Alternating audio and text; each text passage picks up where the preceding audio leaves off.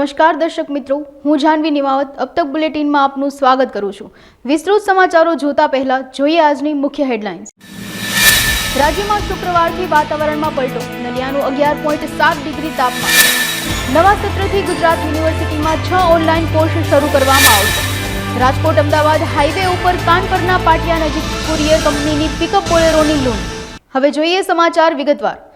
રાજ્યમાં આ વર્ષે ઠંડી મોસમ દરમિયાન પડી નથી। માર્ચ મહિનાની શરૂઆત માવઠાથી થઈ છે। ભારે પવન, કરા અને કમોસમી વરસાદે તૈયાર થયેલા કૃષિ પાકને નુકસાન પહોંચાડ્યું હતું। માવઠા બાદ ઠંડીનું જોર છેલ્લા 2 દિવસથી વધ્યું છે। વહેલી સવારે ઠંડીનો અહેસાસ થઈ રહ્યો છે, ત્યારે આગાહીમાં જણાવ્યા અનુસાર શિવરાત્રી સુધી ઠંડા પવન ફૂંકાશે, જ્યારે બીજું વેસ્ટર્ન ડિસ્ટર્બન્સ 8 માર્ચે અને ત્રીજું વેસ્ટર્ન ડિસ્ટર્બન્સ 11 થી 12 માર્ચ આવશે। આ સાથે આંચકાનો પવન ફૂંકાશે। વેસ્ટર્ન ડિસ્ટર્બન્સ અને ગ્રહોના ફેરફારને કારણે કેટલીક જગ્યાએ કમોસમી વરસાદ થવાની શક્યતા રહેશે।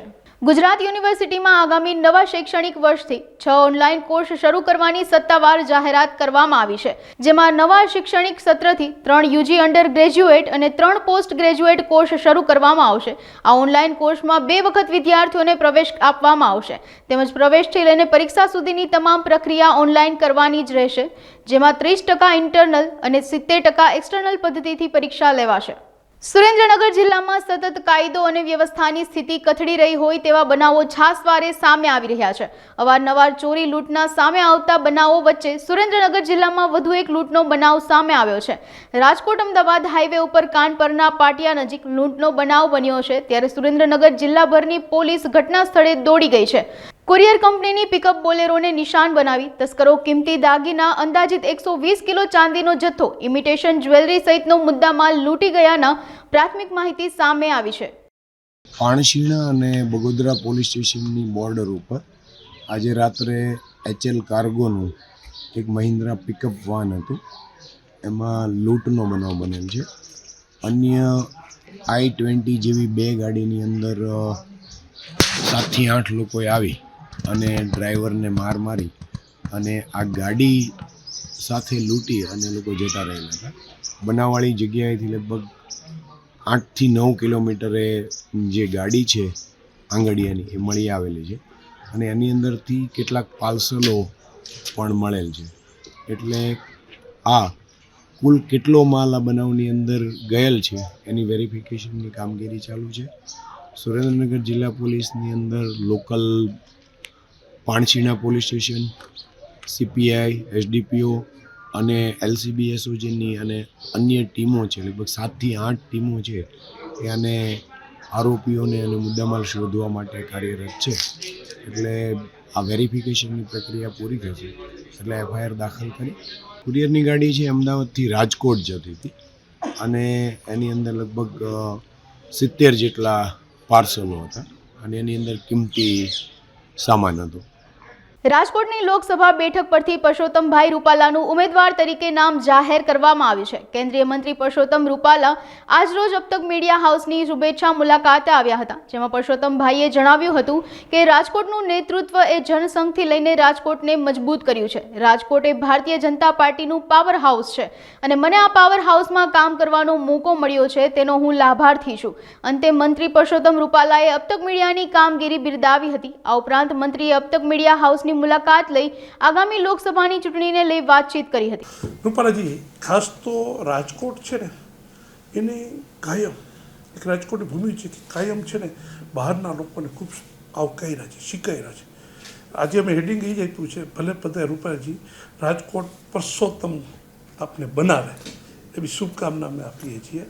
એટલે રાજકોટે કાયમ આ ધરતીની કદાચ તાસીરી હશે, જેટલા લોકો બહારથી આવ્યા છે ને એ લોકો બધાય પ્રગતિ કરી, ખૂબ પહોંચ્યા છે આગળ।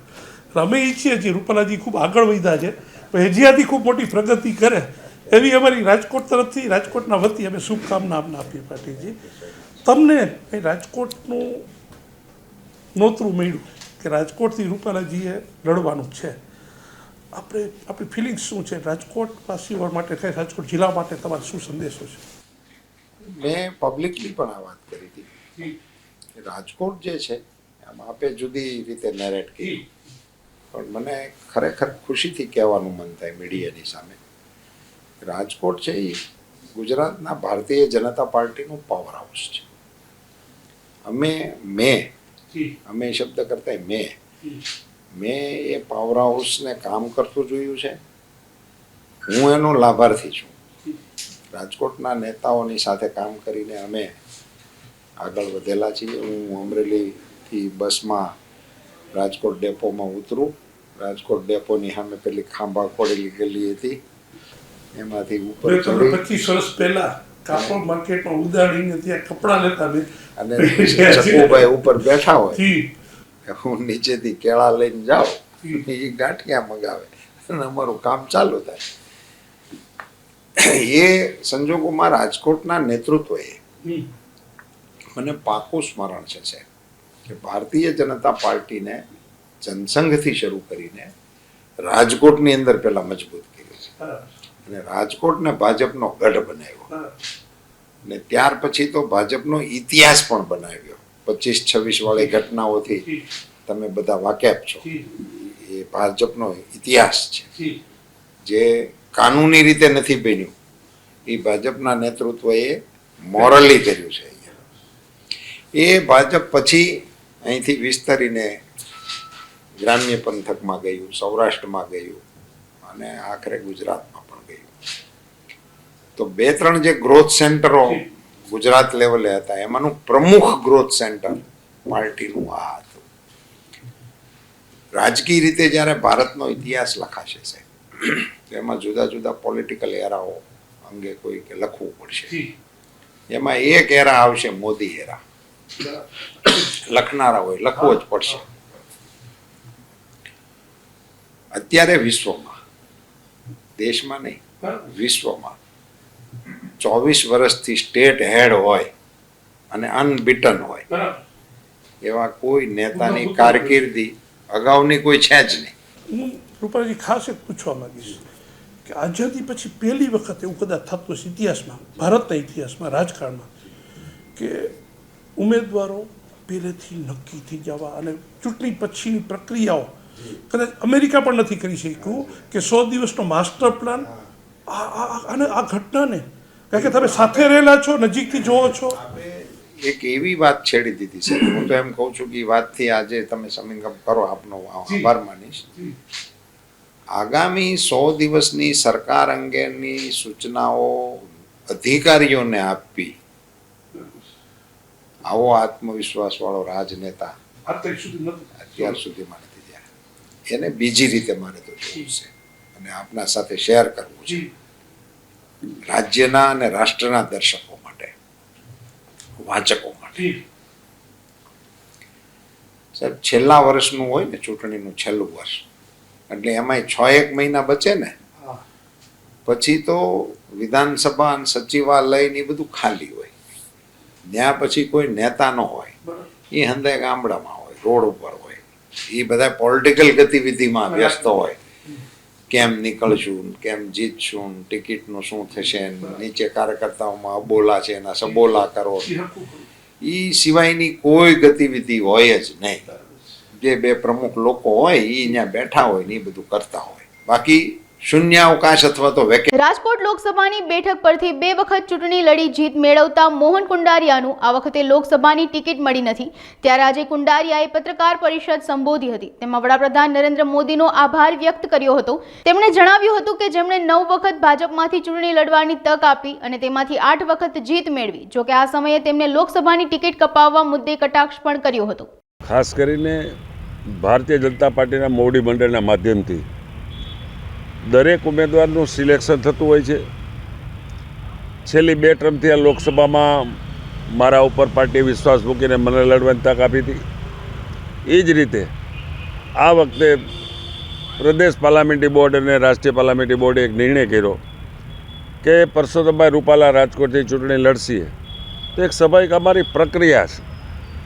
મને પણ આ ભારતીય જનતા પાર્ટીએ 9 વખત ટિકિટ આપી છે અને 8 હું ચૂંટણી લડ્યો છું ને દરેક વખતે જીતો છું. આ પાર્ટી મને ગુજરાતમાં હોય, કેન્દ્રમાં હોય, મંત્રીમંડળમાં પણ મને કામ કરવાની તક આપી છે. તો પાર્ટી એક માં જેવું પાત્ર છે. જે માને 2 બાળક હોય અને રમકડા માટે 2 બાળકો રમતા હોય, એમાં નાનું બાળક રોતું તો મોટા બાળકના હાથમાંથી રમકડું લઈને નાના બાળકને દે. એવી ભૂમિકા અમારી ભારતીય જનતા પાર્ટીની છે. તો ખાસ કરીને જે રૂપાલાજી અમારા ગુજરાતના પૂર્વ પ્રદેશ અધ્યક્ષ પણ રહી ચૂક્યા છે, અમારા સિનિયર છે, એમને ટિકિટ આપીને અહીંયા જીતાડવાની જવાબદારી અમારી ભારતીય જનતા પાર્ટીના કાર્યકર્તાની છે અને સવિશેષ મારી પણ છે. તો બને મળી તેના કરતાં ડબલ લીડ એમને મળે એમાં અમારા પ્રયત્ન રહેશે. અને એને આવકારવા માટે ગઈકાલે જ્યારે એ ગાંધીનગરથી પધાર્યા ત્યારે રાજકોટ જિલ્લા ગ્રામ્ય કાર્યકર્તા ભવ્ય સ્વાગત કર્યું. અહીંયાથી સિટીમાં આવ્યા, સિટીના કાર્યકર્તા ભવ્ય સ્વાગત કર્યું અને રણછોડદાસજી આશ્રમના મંદિરે જઈને માથું ટેકવીને આશીર્વાદ લીધા. એવા અન્ય સંતોને પણ મળ્યા કાલે. અમારા રાષ્ટ્ર પ્રદેશના જૂના મોવડીઓ ડૉક્ટર શિવલાલભાઈ વેકરિયા હોય કે વજુભાઈ વાડાઓ હોય કે આ બધાને પણ મળ્યા. અને સાંજે આખા જિલ્લા સંસદીય ક્ષેત્રના તમામ ચૂંટાયેલા તાલુકા જિલ્લાના પ્રતિનિધિઓ હોય, ભારતીય જનતા પાર્ટી મંડળના પ્રમુખ મહામંત્રીઓ હોય, જિલ્લા અને શહેરનું મંડળ હોય અને કોર્પોરેટરો બધાની સાથે ગોષ્ઠી કરી અને ભવ્ય સ્વાગત કાલે કરવામાં આવેલ હતું. વાહન વ્યવહાર મંત્રી હર્ષ સંઘવીએ 100 નવી બસોની ભેટ સુરતવાસીઓને આપી છે. આ સમગ્ર કાર્યક્રમમાં સુરતના વનિતા વિશ્રામ ગ્રાઉન્ડ ખાતે યોજવામાં આવ્યો હતો, જેમાં સ્લીપિંગ, સ્લીપર કોચ અને ડિલક્સ એક્સપ્રેસ બસોને લીલી ઝંડી આપવામાં આવી હતી. આ કાર્યક્રમમાં વાહન વ્યવહાર મંત્રી હર્ષ સંઘવી અને મંત્રી મુકેશ પટેલ, ભાજપ શહેર અધ્યક્ષ અને સુરતના મેયર કાર્યક્રમમાં ઉપસ્થિત રહ્યા હતા. આ તકે વાહન વ્યવહાર મંત્રી હર્ષ સંઘવીએ ઉપસ્થિત વ્યક્તિને સંબોધતા જણાવ્યું હતું કે 13 થી 14 મહિનામાં 1620 બસો રાજ્યના નાગરિકોની સુવિધા માટે શરૂ કરવામાં આવી છે. 27 લાખ મુસાફરો પ્રતિદિન એસટી બસમાં મુસાફરી કરે છે. આવનારા 12 મહિનામાં 30 લાખ યાત્રીઓ બસમાં મુસાફરી કરે તેવો ટાર્ગેટ છે. સામાન્ય નાગરિકોને આ સુવિધાથી પોતાના વાહનોમાં મુસાફરી કરી શકશે. આ ઉપરાંત વધુમાં તેઓએ જણાવ્યું હતું કે આગામી દિવસોમાં વધુ 500 બસ મુસાફરોની સુવિધાઓ પર રસ્તા પર દોડશે. હંમેશા આ જ રીતે હસતો રહે તે રીતે આપણે સૌએ સાથે મળીને આગળ વધવાનું છે. તમારા ચહેરા પર ખુશી હોય એટલે રાજ્યના 27 લાખ નાગરિકો જે દરરોજ તમે જે બસ હાકો છો, તમે જે બસની દેખભાલ કરો છો, એ બસમાં સવાર સાંજ પ્રવાસ કરીને પોતાના સપના સાકાર કરતા હોય છે. આજે સુરત શહેર ખાતેથી દક્ષિણ ગુજરાતના અને ખાસ કરીને ગુજરાતના નાગરિકો માટે 100 નવી અત્યાધુનિક બસોનું લોકાર્પણ કરવામાં આવી રહ્યું છે. દાદાની સવારી એસટી અમારી ગુજરાતના ખૂણે ખૂણે ગુજરાતના નાગરિકોને પોતાના ગામથી શહેરો સુધી, મહાનગરો સુધી, પોતાને નોકરી માટે, ધંધાર્થી માટે, ભણતર પ્રાપ્ત કરવા માટે, આ તમામ લોકો જ્યારે ગામથી શહેર તરફ જવાનું હોય, શહેરથી પાછું પોતાના ઘર તરફ વળવાનું હોય, ત્યારે એમને કોઈ બી પ્રકારના પ્રાઇવેટ વાહનો ઉપયોગ ના કરવા પડે તે પ્રકારની વ્યવસ્થાઓ આપણે કરવા આગળ વધી રહ્યા છે. કુલ મલાવીને આ 13 મહિનાની અંદર મુખ્યમંત્રી શ્રી ભૂપેન્દ્રભાઈ પટેલના માર્ગદર્શનમાં આ ડબલ એન્જિન સરકાર દ્વારા ગુજરાત નહીં પરંતુ દેશના ઇતિહાસમાં પહેલી વાર આવું થયું હશે કે માત્ર 13-14 મહિનાની વચ્ચે 1620 નવી બસો રાજ્યના નાગરિકો માટે ખુલ્લી મૂકવામાં આવી. આટલા મોટા પાયે એસટી વિભાગમાં ભરતી આવે અને એક સાથે એસટી વિભાગમાં માત્ર 14 મહિનામાં 25 લાખ પેસેન્જરની સામે આજે 27 લાખ પેસેન્જરો દરરોજ એસટીમાં ટ્રાવેલ કરે છે. એ એસટી વિભાગની, સૌ ડ્રાઈવરોની, સૌ કંડક્ટરોની અને વિભાગના સૌ અધિકારી કર્મચારીઓની ખૂબ મોટી જીત છે. અને આપણે આ ટાર્ગેટ આવનારા 12 મહિનામાં આ 27 લાખનો ટાર્ગેટ આપણે 30 લાખ યાત્રીઓ સુધી પહોંચાડવા માટેનો આપણે જે સંકલ્પ લીધો છે.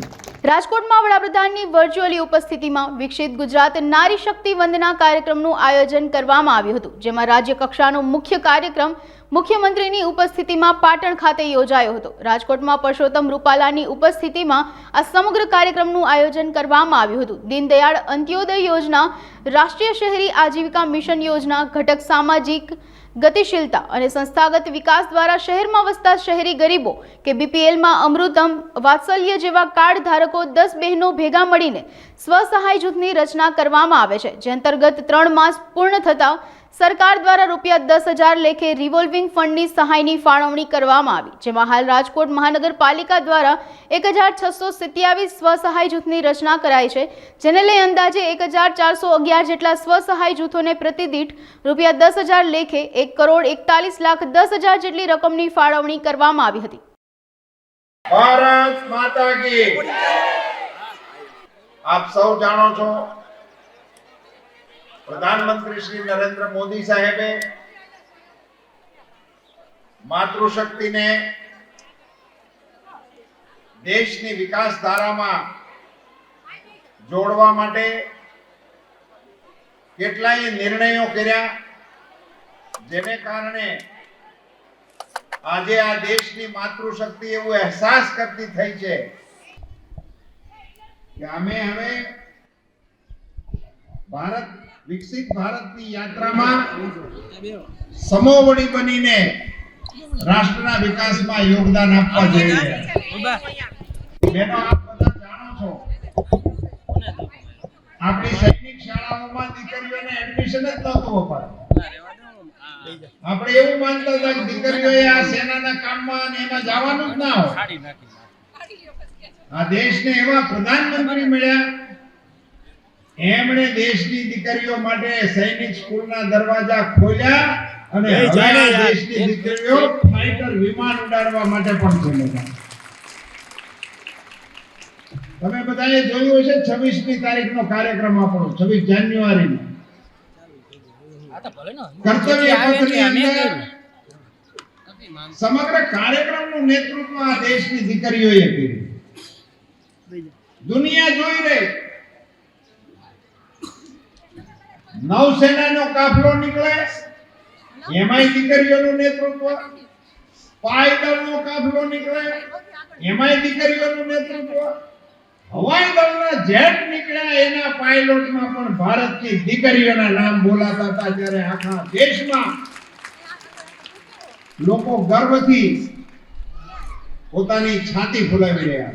મહાશિવરાત્રીને હવે ગણતરીને આડે 1 દિવસ બાકી છે, જેને લઈ રાજકોટમાં દશનામ ગોસ્વામી સમાજ ટ્રસ્ટ દ્વારા 5મી શિવ રથયાત્રાનું આયોજન કરવામાં આવ્યું છે. આગામી તારીખ 8 માર્ચ શુક્રવારે શિવરાત્રીના દિવસે બપોરે 2:30 વાગ્યે મંત્રી પરસોત્તમભાઈ રૂપાલાના હસ્તે શોભાયાત્રાનું પ્રસ્થાન કરવામાં આવશે.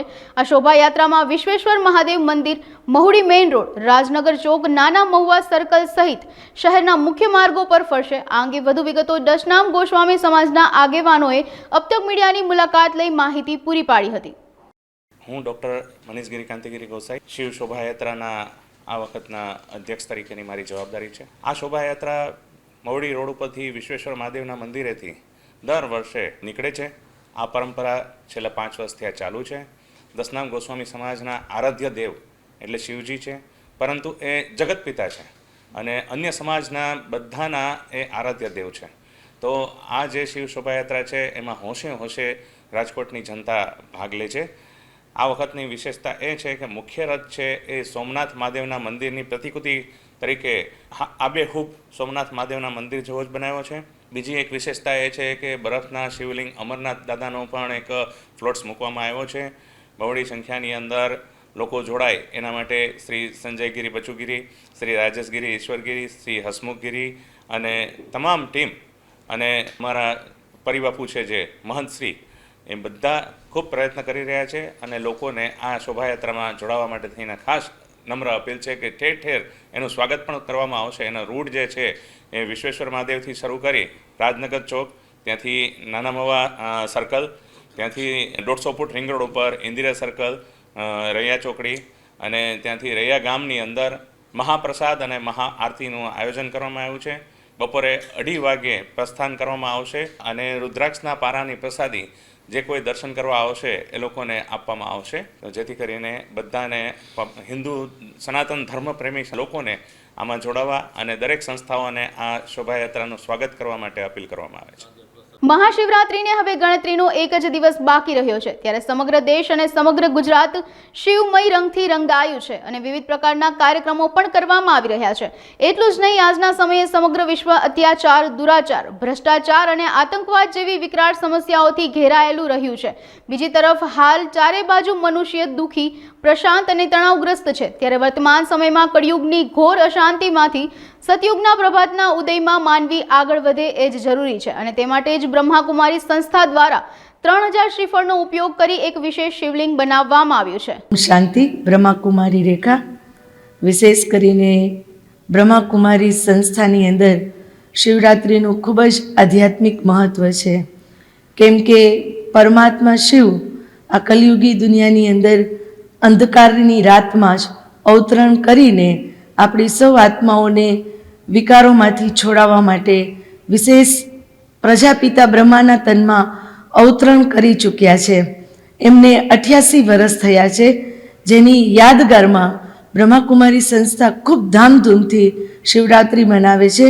એનું મૂળ લક્ષ્ય છે કે દરેક જન સુધી પરમાત્માનો સાચો પરિચય મળે, કલહ, કલેશ, દુઃખ, અશાંતિમાંથી મુક્ત થાય અને દરેક મનુષ્ય આત્માનું જીવન સુખ શાંતિમય બને. એ લક્ષ્યના આધારે આપણે ભવ્ય 3000 શ્રીફળના શિવલિંગનું દર્શનનું આયોજન કરવામાં આવેલું છે. જૂનાગઢમાં ગિરનારની તળેટીમાં મહાશિવરાત્રીનો મેળો એ સાધુ સંતોનો મેળો કહેવામાં આવે છે. મહાશિવરાત્રીના મેળામાં દૂર દૂરથી સાધુ સંતો અહીં ધૂણી ધખાવીને શિવની આરાધના કરતા હોય છે. ગિરનાર પર આવેલ દત્ત શિખરના મહંત દ્વારા ભવનાથ તળેટીમાં આવેલા તમામ સાધુ સંતોને કીટનું વિતરણ કરવામાં આવ્યું હતું. અંદાજે 5000 કરતાં પણ વધારે સાધુ સંતોને તેની જરૂરી ચીજ વસ્તુઓ એટલે કે ચા, દૂધની થેલી, સાકર, ધૂપ અને દક્ષિણા આપવામાં આવી હતી. મારું નામ મહેશગીરી બાપુ, ગુરુ દત્તાત્રેય સંસ્થાન. આજે મહાશિવરાત્રિનો મેળો થનગનાટ શરૂ થઈ ગયો છે. નોમની ધજા ચડી ગઈ. આ ગિરનાર પરિસર, વસ્ત્રાપતેશ્વર ક્ષેત્ર પરિસરના અંદર, ભવનાથ તળેટીના અંદર, અને આ મેળાની શરૂઆત જે થઈ છે એમાં લાખો લોકો પધારી રહ્યા છે અને મહાત્માઓના ધૂણા લાગી ગયા છે. આશરે 370 જેટલા ધૂણા અત્યારે લાગી ચૂક્યા છે અને એ ધૂણાના અંદર લગભગ 1.5 થી 2000 મહાત્માઓ અહીંયા સ્થાયી થઈ ગયા છે અને હજી રાત સુધીમાં 2-3 હજાર મહાત્માઓ પધારી જશે. તો આજે અમારે જ્યારે નોમની ધજા ચડે ત્યારે ગુરુ દત્તાત્રેય સંસ્થાન તરફથી બધા જ જે ધૂણા બેઠેલા મહાત્માઓ હોય અને આવેલા મહાત્માઓ હોય એમને એક રાશન કીટ અને રાશન કીટના સાથે દક્ષિણા આપવામાં આવે, એક ભેટ પૂજા સ્વરૂપે. એ રાશન કીટના અંદર એમને જે ચા, પાણી, સાકર અને બધું જે જોઈએ એ બધી જ વસ્તુ દૂધ સાથે એ રાશન કીટમાં હોય છે અને કંઈ જરૂર પડે એમને કદાચ કોઈ ખાવું હોય કે કોઈ રાશનમાં કોઈ ધાન્ય લેવું હોય એના માટે દક્ષિણા પણ આપવામાં આવે. તો આજે વિતરણ અમે શરૂ કર્યું અને આ 370 થી 400 જે ધૂણા છે ધૂણે અને જે 1.5-2 હજાર મહાત્માઓ છે એ બધાને આ કીટનું વિતરણ અને દક્ષિણાનું વિતરણ થઈ રહ્યું છે. શેર વિથ સ્માઇલ એનજીઓ દ્વારા દ્વિતીય સમૂહ લગ્નોત્સવનું આયોજન કરવામાં આવ્યું છે, જેમાં સર્વજ્ઞાતિની 11 દીકરીઓ શિવરાત્રીના પાવન પ્રસંગે પ્રભુતામાં પગલાં માંડશે. જે અંગે શેર વિથ સ્માઇલ એનજીઓ અને શ્રી ફાઉન્ડેશન પરિવારના સભ્યોએ અબતક મીડિયા હાઉસની મુલાકાત લીધી અને વિગતવાર માહિતી આપી હતી. એટલું જ નહીં, તેઓએ જણાવ્યું હતું કે આ લગ્ન માત્ર સમૂહ લગ્ન પૂરતું જ સીમિત નહીં રહે. તેઓને એટલે કે દીકરીઓને કોઈ લઘુતા ગ્રંથિ ન રહે તે માટે લગ્નમાં એક અલગ જ જાહો જલાલી જોવા મળશે. અનેક થીમ આધારિત લગ્નનું આયોજન કરવામાં આવ્યું છે. ખાનગી પાર્ટી પ્લોટમાં આ આયોજન હાથ ધરવામાં આવ્યું હોવાનું આગેવાનોએ જણાવ્યું હતું. ત્યારે દરેક દીકરીઓને 150 થી વધુ ચીજવસ્તુઓ કરિયાવરમાં પણ આપવામાં આવશે. શ્રી ફાઉન્ડેશન અને શેર વિથ સ્માઇલ એનજીઓ છે, આ બંને સમાજસેવી જે સંસ્થાઓ છે એના દ્વારા બીજા સમૂહ લગ્ન અમે આ વર્ષે શિવરાત્રીના દિવસે શુક્રવારે ગોકુળ પાર્ટી પ્લોટ SRP કેમ્પની સામે 150 ફૂટ રિંગ રોડ ઉપર છે ત્યાં યોજવા જઈ રહ્યા છે. ખાસ કરીને આ બીજા સમૂહ લગ્નમાં અમારે જે 11 જે દીકરીઓ છે, અમે 2 મહિના પહેલા મીડિયાના માધ્યમથી અપીલ કરી હતી કે અમે જે જરૂરિયાતમંદ દીકરીઓ અથવા અનાથ હોય એ અમારો સંપર્ક કરી શકે. 350 થી વધુ રજીસ્ટ્રેશન આવ્યા હતા. એમાંથી અમારા જે આયોજક કમિટીએ પ્રાયોરિટી અનાથ દીકરીઓને રાખી હતી કે ખરેખર જરૂરિયાતમંદ અમારા કમિટીના મેમ્બર એમના ઘરે જઈ રૂબરૂ ઘર સ્થપાળ કરે, ખરેખર વાસ્તવમાં દીકરી અનાથ જ છે ને કોઈ સેવાના નામે લાગણીનો દુરુપયોગ નથી કરતી એનું ખાસ ધ્યાન રાખવામાં આવ્યું છે. બાદમાં અંતિમ મોહરમાં 11 દીકરીઓ જે સંઘર્ષમય જીવનમાંથી પસાર થઈને આવી હોય એ દીકરીઓને અમારા જે આયોજક કમિટીમાં લગભગ 150 થી વધુ નવયુવાનો જ છે 25 થી 40 વર્ષની ઉંમરના, અને એક સમાજ સેવા ના નામે શિવરાત્રીના દિવસે અમે લગ્ન કરવા જઈ રહ્યા છીએ. સામાન્ય રીતના સમૂહ લગ્નનું થાય ને એટલે દીકરીના પરિવાર કે વરરાજાના તરફથી એવું હોય કે સમૂહ લગ્ન એટલે ખાલી ફોટા પડાવવા માટે કે ખાલી સેવા પૂરતું દાતાશ્રીઓ દઈ દે અને રગર વગર વયું જાય. અને આ વખતે અમે એ ખાસ ધ્યાન રાખ્યું છે કે A1 grade light decoration, dish, તમે સેલ્ફી ઝોન છે, વિશેષ રાજકારણીઓ બધા આવે છે, અને A to Z કોઈ ખાનગી લગ્નના ટૂંકા પાડે એવું અમારે આખું મંડપ ડેકોરેશનથી માંડી અને ખાનગી પાર્ટી પ્લોટમાં લગ્ન કર્યા છે. જૂનાગઢ ગિરનાર તળેટીમાં બમ બમ ભોલેના નાદ સાથે શિવરાત્રીના મેળાનો શુભારંભ થઈ ગયો છે, જેને લઈ જૂનાગઢ જિલ્લાનું પોલીસ તંત્ર પણ એલર્ટ મોડમાં જોવા મળી રહ્યું છે. ભવનાથ તળેટી મહાશિવરાત્રીના મેળામાં પોલીસ વિભાગ નેત્રમ શાખા દ્વારા 79 કેમેરા મૂકવામાં આવ્યા છે. શહેરમાં કુલ 285 નેત્રમના કેમેરાથી મોનિટરિંગ કરવામાં આવે છે. મેળામાં જે જગ્યાએ કેમેરા ન હોય તેવી જગ્યાએ પણ પોલીસ વાહનમાં મૂકવામાં આવેલા કેમેરાથી મોનિટરિંગ કરવામાં આવે છે. પોલીસ વિભાગ દ્વારા મેળામાં ડ્રોન દ્વારા પણ સતત મોનિટરિંગ શરૂ કરવામાં આવી રહ્યું છે. શિવરાત્રી 2024ના બંદોબસ્તમાં અહીંયાથી સીસીટીવી કંટ્રોલ રૂમથી મોનિટરિંગ કરવામાં આવે છે.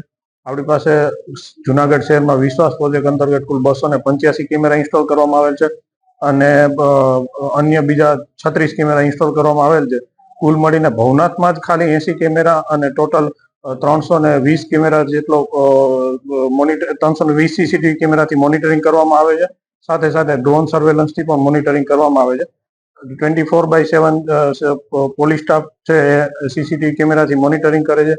કાંઈ પણ એવું ઘટના બને, અઘટિત ઘટના ઘટે તો તાત્કાલિક જે તે પોઈન્ટના વિસ્તારને અમે અહીંયાથી વોકી ટોકીથી જાણ કરીએ છીએ અને એનું તાત્કાલિક નિરાકરણ કરીએ છીએ. કોઈ વ્યક્તિ ગુમ થઈ જાય, કોઈનું પર્સ ગુમ થઈ જાય અથવા તો કોઈના બાળકો ગુમ થઈ જતા હોય એવા કિસ્સામાં પણ આપણે અહીંયા સીસીટીવી કેમેરાથી એને મદદ કરીએ છીએ અને શક્ય એટલો હેલ્પ કરીએ છીએ. સમગ્ર રાજ્યભરમાં આજે નારી શક્તિ વંદના કાર્યક્રમનું આયોજન કરવામાં આવ્યું છે. રાજ્ય કક્ષાનો કાર્યક્રમ મુખ્યમંત્રીની ઉપસ્થિતિમાં પાટણ ખાતે યોજાયો હતો. ત્યારે જસદણ જૂના માર્કેટિંગ યાર્ડમાં નારી શક્તિ વંદના કાર્યક્રમ ગુજરાત રાજ્યના કેબિનેટ મંત્રી કુંવરજીભાઈ બાવળિયાની અધ્યક્ષતામાં યોજાયો હતો. વિધાનસભા મત વિસ્તાર નગર 72ના નારી શક્તિ વંદના કાર્યક્રમમાં લાભાર્થીઓને 13,30,000ની સહાય આપવામાં આવી હતી. આ તકે મહિલાઓનું સન્માન કરવામાં આવ્યું હતું. આ કાર્યક્રમમાં જસદણ પ્રાંત અધિકારી, મામલતદાર, વિષયા TDO, રાજકીય આગેવાનો તેમજ મહિલાઓ મોટી સંખ્યામાં હાજર રહ્યા હતા. વિકસિત ભારત, વિકસિત ગુજરાત નારી શક્તિ વંદના કાર્યક્રમમાં જસદણ ખાતેથી આખા વિધાનસભા મત વિસ્તારમાં ત્રણેય મંડળમાંથી જસદણ શહેર, જસદણ તાલુકા અને વિકસિયા તાલુકામાંથી જુદા જુદા સ્વસહાય જૂથોમાં, સખી મંડળોમાં જોડાયેલી બહેનો, એની સાથેની સહયોગી બહેનો ખૂબ વિશાળ સંખ્યામાં અહીંયા જસદણ ખાતે ઉપસ્થિત રહ્યા. જસદણ ખાતે અમારા સંગઠનના અને અધિકારીઓ તરફથી વ્યવસ્થા તંત્ર ખૂબ વ્યવસ્થિત રીતે ગોઠવવામાં આવેલી. ખૂબ વિશાળ સંખ્યામાં અહીંયા બહેનોની ઉપસ્થિતિમાં જ્યારે દેશના પ્રધાનમંત્રી આદરણીય નરેન્દ્રભાઈ વર્ચ્યુઅલ થયા અને એમને જે નારીઓ અંગેનો સંદેશો હતો ખૂબ ભાવ અને લાગણીથી બધાએ સાંભળ્યો. રાજ્યના માનનીય મુખ્યમંત્રી ભૂપેન્દ્રભાઈ પણ જે રીતે પાટણથી જોડાયેલા, આગામી દિવસમાં આ વિસ્તારની બહેનો પણ પોતે સ્વનિર્ભર બને અને સ્વસહાય જૂથો અને સખી મંડળની બહેનોએ સૌએ અહીંથી પ્રતિજ્ઞાબદ્ધ રીતે સૌએ આ સાંભળીને નક્કી કર્યું કે આપણે પણ આ જે સ્વસહાય જૂથમાં જોડાયેલાને સામેલ થવાનું અને દરેકે પોતાના પગભર કરવા માટે, રોજગાર ઊભી કરવા માટે સ્વસહાય જૂથોમાં જોડાય અને રાજ્ય સરકાર અને ભારત સરકારની વિવિધ યોજનાઓનો લાભ લઈ અને પોતાના પરિવારને આર્થિક રીતે પરવર કરવા માટેનો હવે સંકલ્પ છે. જામનગર જિલ્લા પંચાયતના કર્મચારીઓ, શિક્ષકો વગેરે દ્વારા પોતાના પેન્શન સહિતના જૂના પ્રશ્નોને લઈને લડત ચલાવવામાં આવી રહી છે. જેના અનુસંધાને આજે આંદોલનને વધુ વેગવંતુ બનાવવામાં આવ્યું છે. જિલ્લા પંચાયત ઉપરાંત જિલ્લાના પ્રાથમિક અને માધ્યમિકના શિક્ષકો સહિતના આશરે 400થી વધુ કર્મચારીઓએ આજે પેન ડાઉન જાહેર કરીને હડતાળ પર ઉતરી ગયા હતા. તમામ કર્મચારીઓ આજે પોતાના કામથી અળગા રહ્યા છે. જિલ્લા પંચાયત સર્કલમાં એકત્ર થઈ પોતાની માંગણીઓને લઈને કચેરીને દ્વારે સૂત્રોચ્ચાર કર્યા હતા. એકી સાથે આટલા બધા કર્મચારીઓની હડતાલને લઈને જિલ્લા પંચાયત સહિતની કચેરીઓમાં તેમજ શાળાઓમાં આજની સમગ્ર કામગીરી ઠપ થઈ ગઈ છે. ગુજરાત રાજ્ય કર્મચારી મહામંડળ અને ગુજરાત રાજ્ય સંયુક્ત કર્મચારી મોરચોના આદેશ હેઠળ આજે જિલ્લા પંચાયત જામનગર કર્મચારી સંઘ હેઠળના તમામ કેડરના 16 મંડળો અને એના તમામ કર્મચારીઓ આશરે 4500થી વધુ કર્મચારીઓ જિલ્લા કક્ષાએ તેમજ તાલુકા કક્ષાએ જે અમારા મંડળ દ્વારા કાર્યક્રમ જાહેર થયો છે 6 તારીખના રોજ પેન ડાઉન, શટ ડાઉન અને ચોક ડાઉન, આ 3 કાર્યક્રમને અમે સફળ કરવા માટે થઈ અને બધા કર્મચારીઓ આજે અમારી કામગીરીથી અળગા રહી અને અમે અમારો વિરોધ પ્રદર્શિત કરી રહ્યા છીએ. અમારી મુખ્ય માંગણીમાં છે જૂની પેન્શન યોજના ફરીથી શરૂ કરવા બાબતે સરકાર અમને સમર્થન આપે. ફિક્સ પે પ્રથા ઘણા સમયથી આ ચાલુ છે જેનો અમે વિરોધ કરીએ છીએ. એ ફિક્સ પે પ્રથા બંધ કરવામાં આવે. 7મા પગાર પંચ મુજબ આજની તારીખે પણ હજુ પણ અમને ઘણા ભથ્થાઓ 7મા પગાર પંચ પ્રમાણે મળતા નથી. એ ભથ્થાઓ અમને પુનઃ શરૂ કરી અને અમારા અત્યાર સુધીના એરિયર્સને બધું રોકડમાં ચૂકવવામાં આવે એવી અમારી માંગણીઓ છે. તાજેતરમાં જામનગર શહેરના રામેશ્વર નગરમાં યુવાનની હત્યાનો બનાવ સામે આવતા હડકંપ મચી ગયો હતો. રામેશ્વર નગરમાં પત્નીથી અલગ રહેતા યુવકને અજાણ્યા શખ્સોએ તીક્ષ્ણ હથિયારના ઘા ઝીકી મોતને ઘાટ ઉતારી દીધો હતો. હત્યાના વારદાતને અંજામ આપી આરોપીઓ નાસી છૂટ્યાના બનાવથી પોલીસમાં દોડધામ મચી ગઈ હતી. જેની સઘન તપાસ બાદ 3 આરોપીઓને પકડી પાડી હત્યાનો ભેદ ઉકેલી નાખવામાં પોલીસને સફળતા મળી છે. તપાસમાં સામે આવ્યું કે મૃતકની પત્ની સાથે મુખ્ય આરોપી અનૈતિક સંબંધ ધરાવતો હતો, જેમાં રિક્ષા ચાલક યુવાન આડખીલી રૂપ બનતો હોવાથી તેને મોતને ઘાટ ઉતારી દીધાનો ઘટસ્ફોટ થયો છે. જામનગરમાં 1 માર્ચના રોજ એક મર્ડરનો બનાવ બનેલો હતો રામેશ્વર નગર વિસ્તારમાં. તેમાં જે મરણ જનાર છે પ્રતાપભાઈ બાબુભાઈ મકવાણા, તેની ધોકા અને પાઇપ વડે ગંભીર ઈજાઓને કારણે તેઓ મૃત્યુ પામેલા હતા. આ બાબતને લઈને સિટી બી ડિવિઝન પોલીસ સ્ટેશનમાં 467/24 પ્રકારે 302 IPC 302 મુજબ ગુનો દાખલ કરવામાં આવેલો હતો. આ ગુનાના કામે કુલ 4 આરોપીના નામ સામે આવેલ છે, જેમાં એક છે મોહમ્મદ સુલેમાન સફિયા, મોઇન ઉમર સફિયા, રામશંગ ભીખુભા સોઢા અને અમિત સીતાપરા. આ 4 આરોપી દ્વારા આ વ્યક્તિને ઢોર મારી અને તેને ગંભીર ઇજાઓ પહોંચાડી મૃત્યુ પામેલ હતું.